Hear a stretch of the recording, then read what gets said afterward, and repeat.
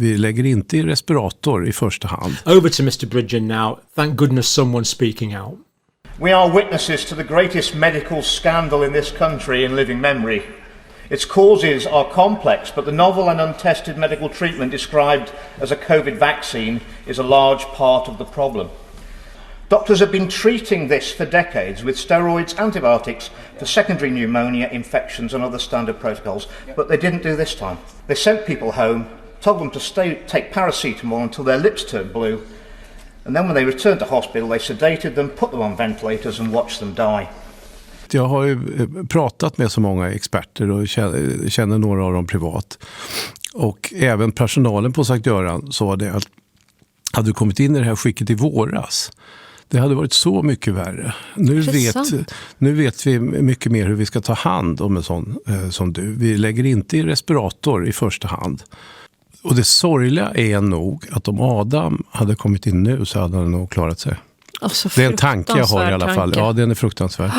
And I am furious. It says on the guidelines you don't treat people until they're blue and dying when you're allowed to call an ambulance. You send them to hospital where they will put them on a ventilator and kill them. No treatment until you go to the hospital. And then your treatment are two things that are bound to kill you: ventilators and remdesivir. A number of sensible people challenged this and said, it is an airborne disease. Yeah. You should treat it like that. And I said that right from the very beginning. All common sense went out the window. Went out of the window from the very, very top of the government all the way down. And I am furious at all the agencies that supported this nonsense. They all fell for this, and they must have known it was wrong, and that's what I couldn't understand. We very, very readily would put people on mechanical ventilation when we found out through clinical experience it might have been better just to make sure we position them properly in the prone or supine position and not necessarily intubate somebody so readily, which might have actually caused more harm than good. Hospitals just turned over our lives, literally just hooked up sets of machines that were killing 9 out of 10 people and robbing us of anything that actually could cure or help us or protect us. Did the vent kill him? Yeah, oh yes. He did not have COVID. It looked like the ventilators provided no protection. It didn't really save any patients.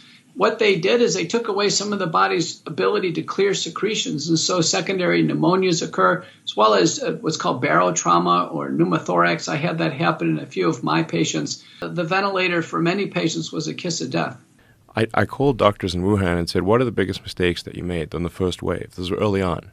And they said, we put far too many people on intubated ventilators. Well, 80% of the people they put on ventilators died. So then I actually posted on Twitter at the time and said, hey, what I'm hearing from Wuhan is that they made a big mistake in putting people on intubated ventilators for an extended period. And that this is actually what is damaging the lungs, not COVID. It's the treatment. The cure is worse than the disease. They told her they wouldn't let her treat patients. They would, when they would come in for COVID, they would just tell her to intubate them. And she was like, everybody's dying. So she started giving them steroids. And they came to her and said, hey, you're breaking the rules. You're not allowed to give people steroids. And she said, yeah, but my patients are living and your patients are dying. I believe we are treating the wrong disease. And I fear that this misguided treatment will lead to a tremendous amount of harm to a great number of people in a very short time. I didn't see a single patient died of COVID. I've seen a substantial number of patients die of negligence and medical malfeasance. Pneumothorax or anything else, with all of these issues caused by the treatment, not by COVID. They're not dying from COVID, they're dying from COVID.